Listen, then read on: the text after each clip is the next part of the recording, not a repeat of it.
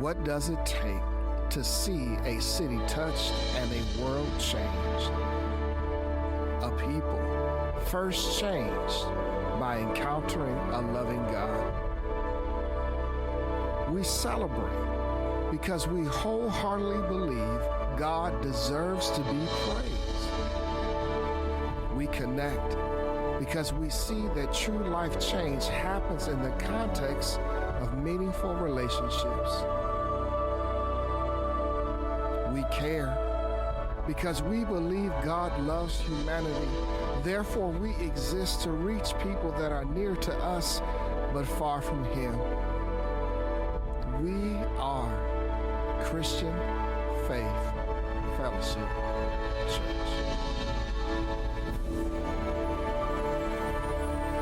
Hey guys, I'm so glad that you were able to connect with us today, and I want to welcome you to Set the Table. I know it's a little bit different, but just give me a few moments, and hopefully all of this will make sense to you as we begin this new adventure in setting the table. Now, growing up, oftentimes it was myself, my sister, and my mom. My mom was a single mom, and she worked real hard to make sure she provided for us.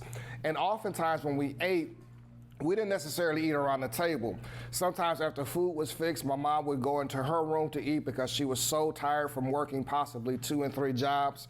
And then I left my sister and I to take our food, and we didn't eat around the table. What we wanted to do was eat around the television. And I specifically remember Thursday nights growing up, because at 7 o'clock, we wanted to make sure that our dinner was ready, so that 7 o'clock we would sit down and we'd be able to watch The Cosby Show. And then after The Cosby Show, we'd watch A Different World. And then after that, we would put our food away, we would make our dessert. Sometimes it was simple as a scoop of ice cream or whatever it is that we could find that would kind of wrap up the meal. And we would sit down and make sure that that was ready for us to be able to watch Miami Vice together. Now, we probably shouldn't have been watching Miami Vice at that age, but you know, it's all water under the bridge now. But the whole point of it is that we didn't really sit around the table much as a family. But there were special times where my mom would call us together and she would say, listen, I want you guys to set the table.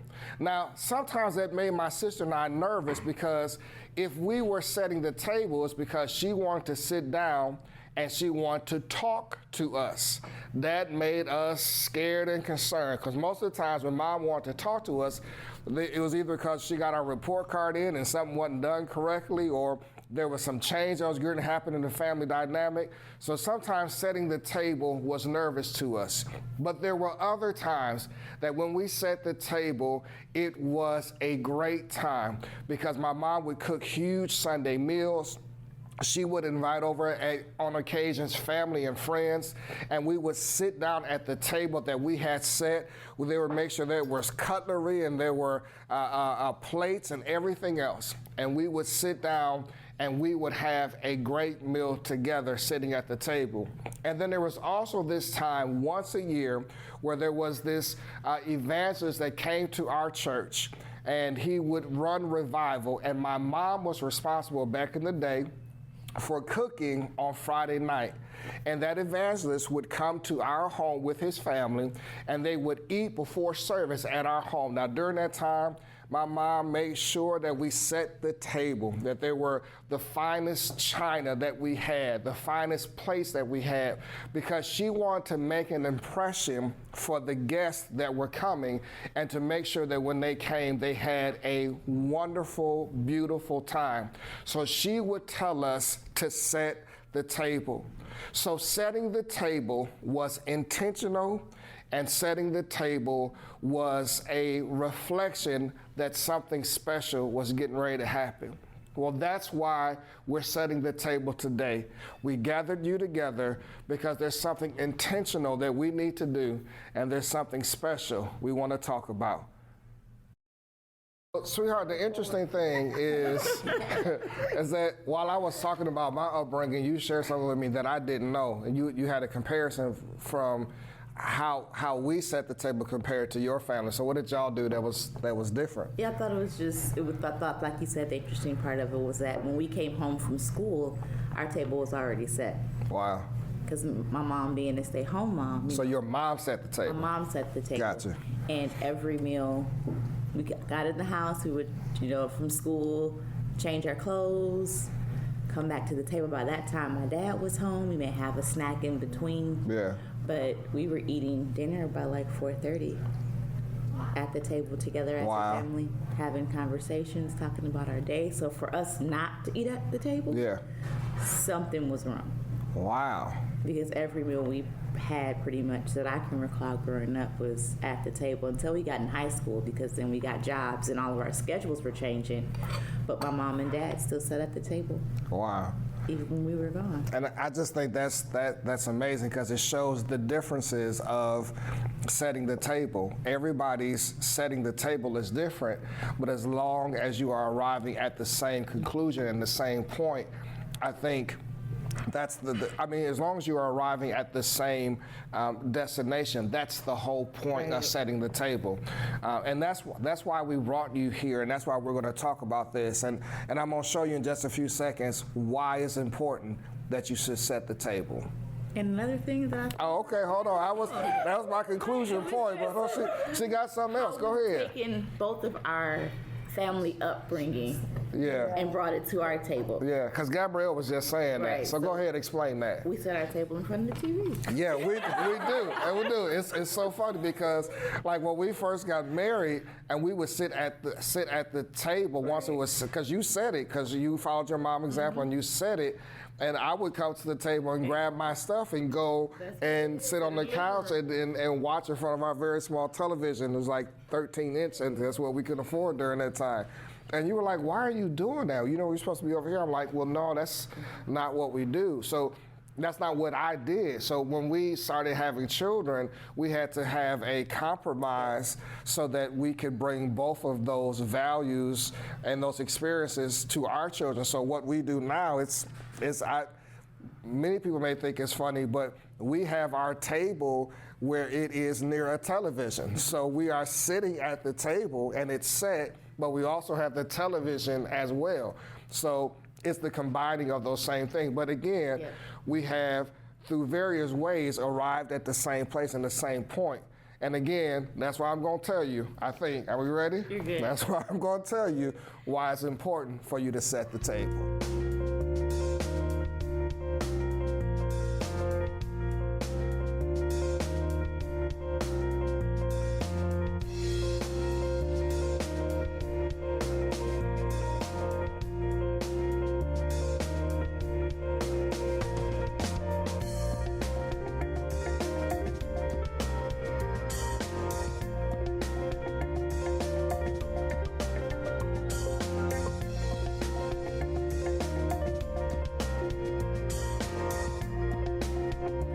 So why is setting the table important?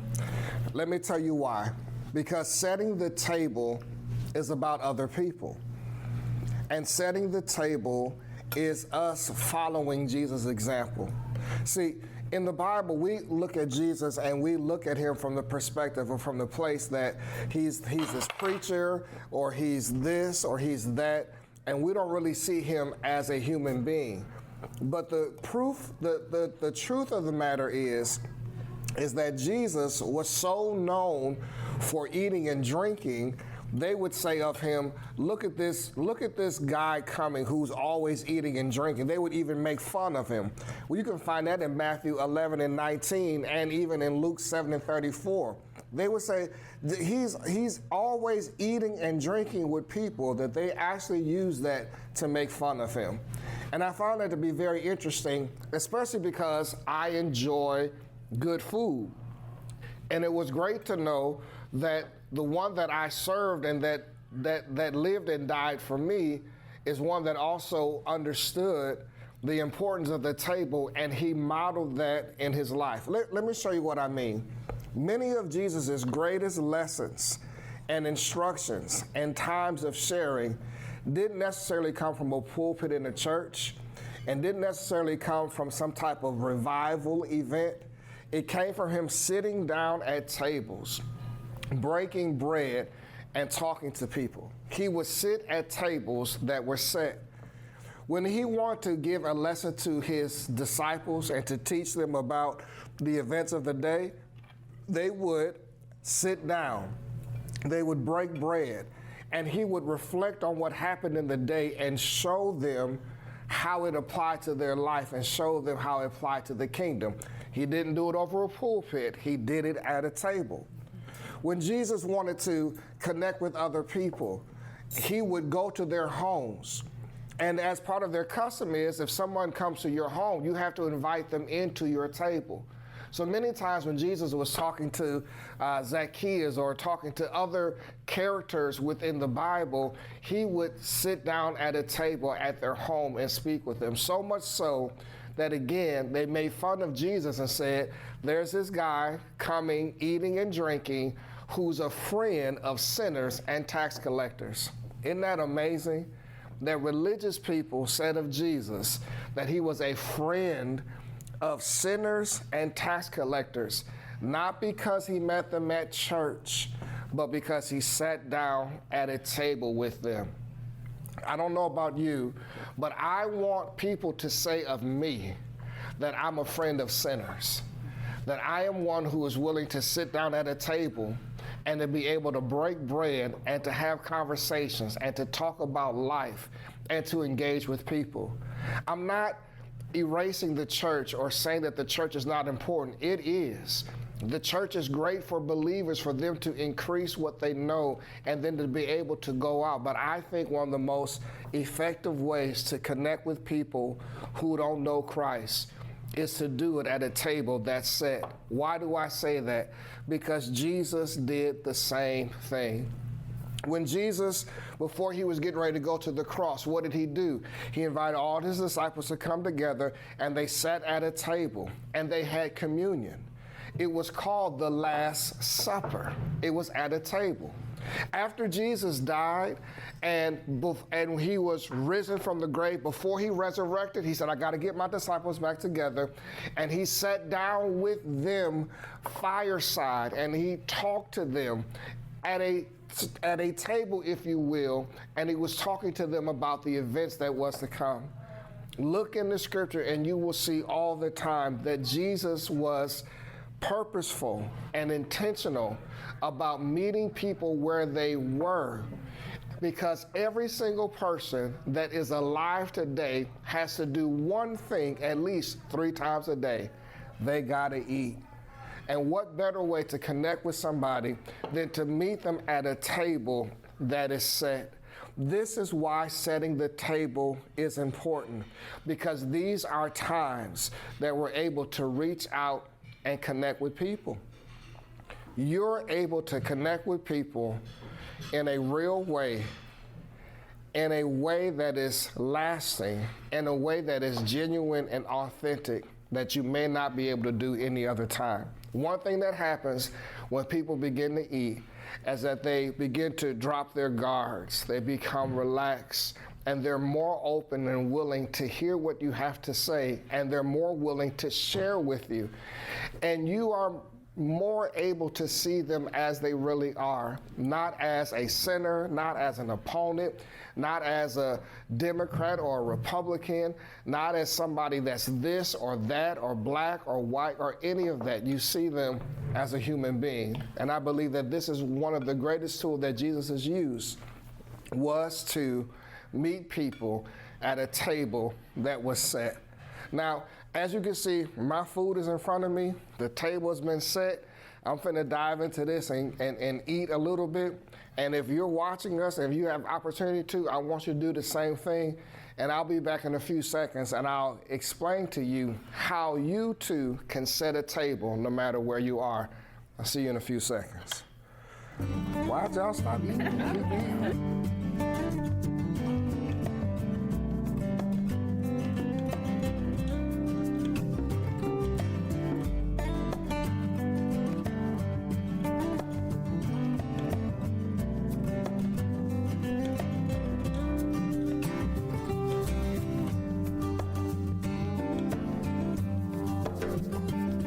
So you set the table, setting the table is not difficult. Of course, we know you take plates and you take cups and you put things down. We get that.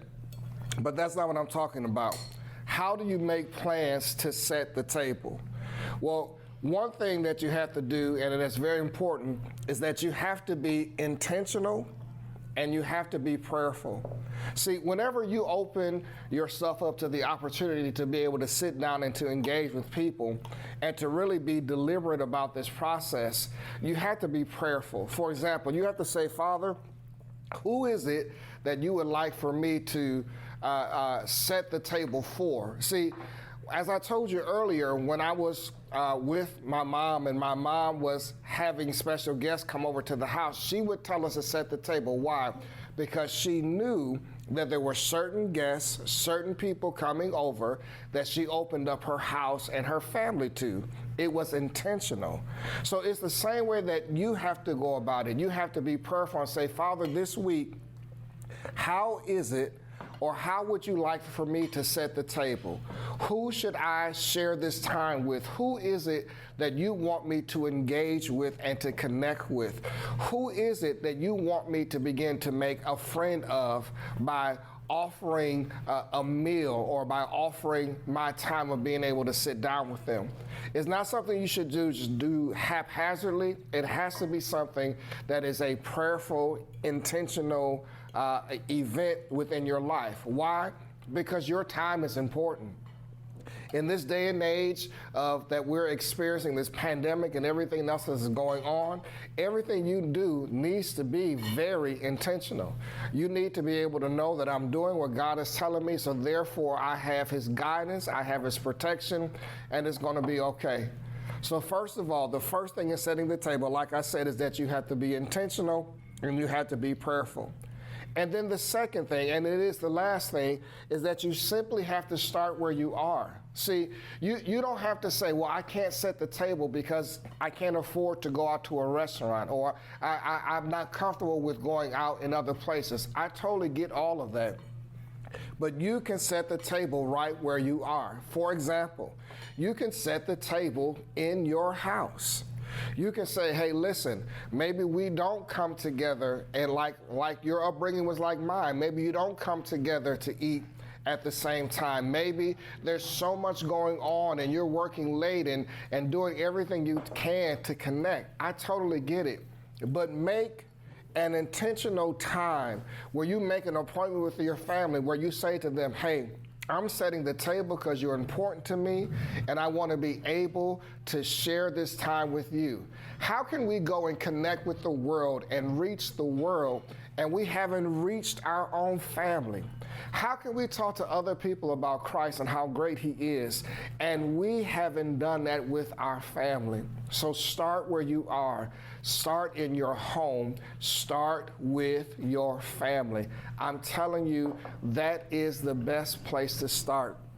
Now, you can do that and you can become very comfortable with that. So start where you are and start with your family. Now, they're bringing in some drinks. As soon as they give them to us, I'll come right back and keep talking to you.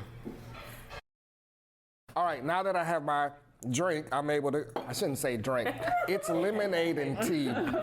But now that I have it, let's continue talking about how it is that you can connect with your family. Now you may be saying, because again, I was telling you that you have to be intentional, you have to be prayerful, and you have to start where you are. Start with your family. Now you may be saying, hey Pastor, I don't live with my family, it's just me by myself. Well, I get that. But you can still have an opportunity to set the table. You may be saying, I'm uncomfortable when inviting people into my home because of the pandemic. I totally understand, but there's still an opportunity to set the table. You could set the table by intentionally talking to a family member that's outside of your home, or a friend that's outside of your home, and say, listen, on this Sunday afternoon, I want to be able to connect with you. I want to check in with you. You know, on your end, grab you a cup of coffee. I'm going to have a cup of coffee, and we're going to take 10 or 15 minutes to check in on each other. You can do that by way of Zoom. You can do that by way of FaceTime. But if you don't have those technologies, you can still pick up your phone and call somebody and use that as an opportunity to set the table. The only barrier that stops us from setting the table is our own level of creativity. In this day and time, yes, it may have closed off certain things, but it has opened up our ability to be creative and to try to do things in ways we've never done before. I even saw a commercial where this one lady was talking to another young kid, and they were doing it with houses that were across from each other. They were not on the phone, but they would write signs and pictures and put them up in the window. There's nothing you can't do if you decide, I'm going to be prayerful and intentional about setting the table. Father, who is it that you want me to reach out to? And who is it that you want me to connect with? See, the reason why this is so important is because we have, since March of 2020, been in an age and a time of what they called social distancing. And this, in effect, has caused us to be away from each other. And we understand the reasons why, but it has also brought damage to relationships and to mental stability of people. Your family members may be hurting. Your friends may be smiling and saying everything is fine, but the truth is that deep down something is wrong because they're missing that interaction.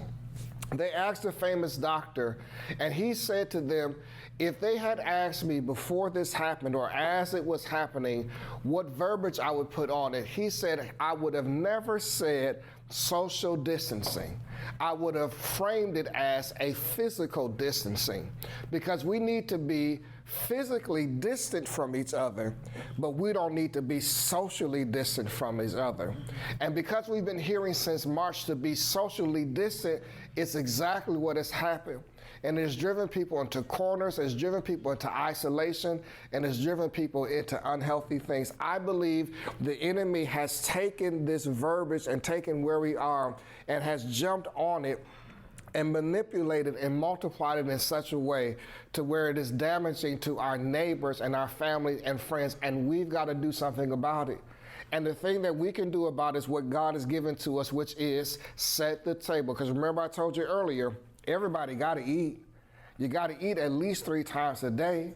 So get it made up in your mind. I'm going to set the table, whether it's with somebody in my house, whether it's my family that's here, or if I'm on my own, I'm going to make it a point to reach out to people. Don't be the one that says, well, ain't nobody reaching out to me, so I'm not going to reach out to nobody else. That's not how that works. You have to be to other people what you would want them to be to you. Set the example. Be the one that says, you know what, I'm going to reach out first because this is important and we need to connect with people. So that's how you can set the table within your house. But you can also set the table outside of your house. And as you become comfortable to be able to do that, do it as such. Of course, I want to encourage you to follow all the mandates and the guidelines to stay safe. Wear your mask, do all those different things. But some of you feel comfortable enough to be able to do those things and to venture outside. And if that is the case, here are some ways that you can set the table. If you're at work, when you take your break or when you go to lunch in your break room, make an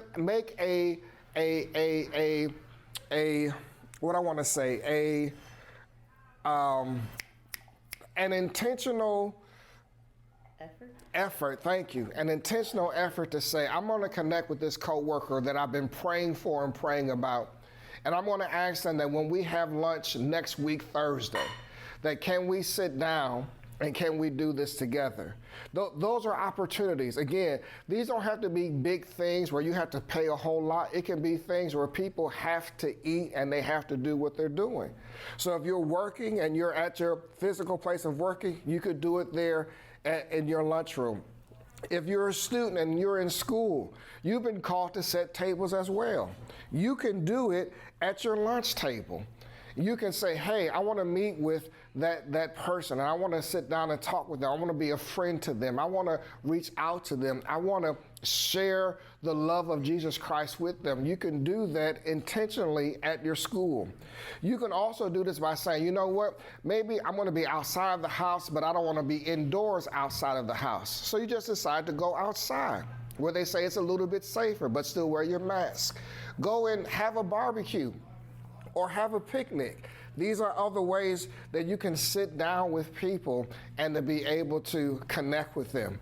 For us, what we're doing right now, we were able to go to a restaurant and we were able to reserve a private dining room. And this is where my family is right now. And this is how we are setting the table and we're connecting on this particular day. If you're couples, get together with another couple, not couples. If you are a couple, get together with another couple that may need an outing. Find somewhere that maybe you can go together and again, set the table, be intentional. Maybe it's not a meal, but maybe it's a drink that you're taking or some appetizers that you're doing. Be intentional with it. If you're single, find another single person that this may be a difficult time for. If you're mentoring or you're a mentor, connect with somebody that you're mentoring and say, hey, we're going to be able to do this in a safe way. Again, the limitations to setting the table is not with God. The limitations is with us. We got to be able to go to God with intentionality and say, Father, we see the importance of setting the table. Show us how to do it. Show us who you want us to connect to, and we're going to do it. And I'm going to throw out this last idea. And maybe you're in a place and an opportunity where you will be able to be a blessing to other people. So get it made up in your mind that, hey, one way that I can really be a blessing to somebody by setting the table is that I can invite them out to dinner and let them know, hey, I'm going to pay for it. Who wouldn't go out to dinner if they felt safe, if they knew ahead of time you would pay for it? Let me tell you, I would. Call me. I'm coming. But people will do that. People, because again, everybody that is a human being has to eat at least 3 times a day.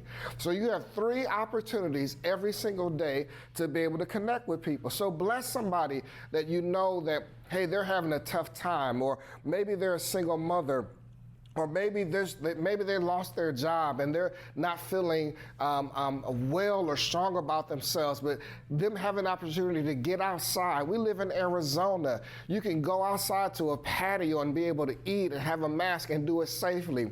If you're in California, you can do that. There are other places you can do that. If you're in Wisconsin and Illinois, it's a little bit tougher. I'm sorry, but still find a creative way. Maybe you can go outside around a bonfire and make some s'mores. Again, connecting with people and setting the table, the opportunities of the way you can do it is endless. You just have to be willing to say, Father, I'm intentional about this, and I want to be able to connect with people and to be able to share with them your love, hope, and everything that you are. So this is what we need to know. This is what we need to do. Another idea that you can do is maybe you know somebody that says, hey, maybe they're not comfortable with coming out, but maybe I can call a restaurant and order food for them and have it delivered to their house. And then when the food gets there, they then call me, and then we're able to talk on the phone. You can do that. I remember when my mom passed away, it was a very difficult time. But during that time, we had some friends that said, listen, we're in the midst of the pandemic. You can't come out. We can't come out. We get that. But we're going to call in some orders at some restaurants. And I can't tell you how much that lifted our hearts during those difficult times. We would call those people and say thank you. We would take pictures of us eating it. The food has a way of lifting your spirits and lifting your heart. And I'm telling you, I remember those people to this day. Why? Because they were intentional to reach out to me in a difficult time of my life. God wants to use you to do the same thing to show his love and his kindness. So you can order food and have it delivered to people. Or maybe you may find it more beneficial that I'm going to go to the grocery store And I'm going to take that same money and buy some groceries. Then I'm going to go to their house and drop it off at the door and ring the doorbell and then connect with them later on. Whatever, there are plentiful opportunities that are available to you to be able to go and set the table. This is how you set the table. You can do it. I can do it. Everybody can do it. And I'm looking forward to see how you're going to do it. I'll be back in a few moments because my food is starting to get cold. I'm going to be back in a few moments with my last part, and I'm going to encourage you to go set the table.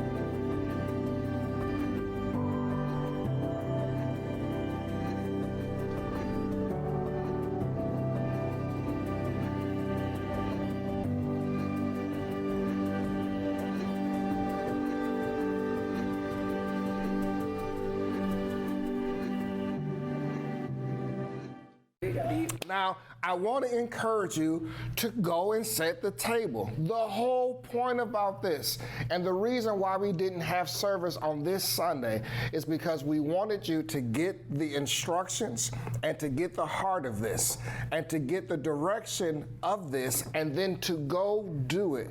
I'm encouraging you today that when we get done, that you sit down with the other family members of your house and you start today. Whether it's brunch, whether it's dinner, whether it's a dessert, set up an intentional time and sit down with your daughter and say, hey, how is your week going? Sit down with your son and ask him questions. Sit down with your spouse, sit down with whomever is at your house and ask them, how is life and how can we share with each other and how can we connect and how can we encourage each other? Because I'm telling you, it's needed. If it wasn't important, God would not have impressed it on our heart the way that he did. I would not have taken the risk to have us not be in service, to be able to do it this way, if I didn't believe that this was God's heart. We say it every single week at the end of service. Now that we've had church, go be the church. Go be the church. We say it every single week. So I want you to know that throughout this year, as God leads us, we're going to have certain Sundays where we're not going to meet on campus. We're going to go be the church, and we're going to be praying the entire month. You're going to know what month it is because it's going to be the last week in that month. I'm going to let you know this is a month to set the table, and we want you to begin to pray out who is it that you want to be able to connect with and to connect to. And we're going to pray that you have success and that on that last Sunday, because remember, not everybody is coming to the church. Not everybody is comfortable enough to do that. And even if we didn't live in a time of a pandemic, during those times, not everybody came to church, but everybody got to eat. So I'm telling you, there's a way that you can connect with people and get them connected with your God, not because they came to your church, but because they came to your table. See, it's important that people come to church. It's important that they get connected. But the way that some people find God first is not because of a church service, but it's because you bring the church to them and you do it at a table. How do I know this? Because everywhere Jesus went in the Bible, people were getting saved as he was sharing with them the love of God for them and God's plan for them. Go back and read it. I'm not making this up. It didn't happen at church services, and I'm not saying it can't, but I'm saying the majority of the ways that it happened was from Jesus sitting down and sharing his love and God's love with another person across a table. So I want to encourage you today to go do it. You're going to hear throughout this year that this is part of our DNA. It's part of who we are. God started talking to us about the table back in 2019. The table got interrupted in 2020. And when I prayed about 2021, he showed us this, and I'm off and running with a veracity because I believe God's heart and his mind and his plan for us is in this. I want this to expand beyond our church and for this to be something that people adapt and adopt every single place, everywhere around this country and around the world, to make an intentional time where they set the table to connect with people and to show them and to exemplify the love of God, because we'll be able to connect with them. Because again, I told you, not everybody got to go to church, but everybody has to eat. All right? So I want to encourage you to go do this. I want to encourage you today to go do this. And I'm telling you, you're going to have success. As I said, as a church, when things begin to open up again, we're going to have set the table, not just on Sundays where we go do it individually at our homes, but we're going to set the table during times where we do it collectively as a church. I'm looking forward to times where we're going to host community picnics where we set the table, where we're going to do barbecues where we set the table. We're going to have Food Truck Sunday where we set the table. We're going to have Sunday brunch again. Y'all remember that? Where we set the table. We're going to have dinner parties. We're going to have all types of stuff where we set the table. But until then, until we can do it collectively, make sure it's part of your life where you're doing it individually, because you have the ability to set the table. Now, I don't want to take up any more of your time. I want you to go do this. I've set my table. Now it's time for you to go set yours. We love you, and we'll see you all next time. Bye-bye.